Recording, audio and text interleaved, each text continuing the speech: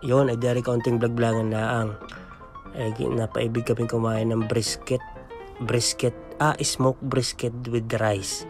Ayan, din yan sa Almadina Hypermarket sa may Sala Aldin, El Cubiertos. Ayan, search na laang. Ayan El Cubiertos, malapit sa Sala Aldin Metro Station. Ayan, din yan sa may sulok. Ayan smoky brisket.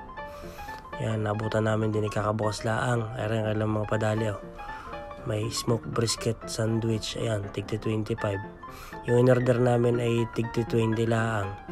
Mag-isa si kuya, kawawa naman niya, walang kasama.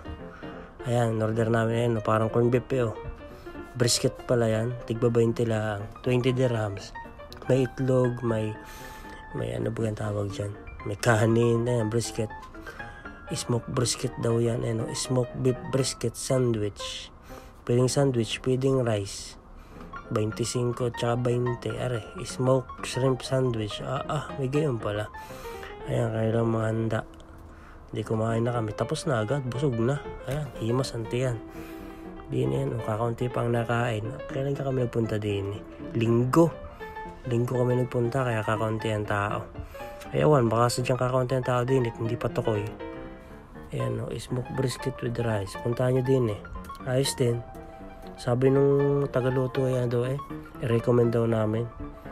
Din yan sa may Almadina, taas ng Almadina.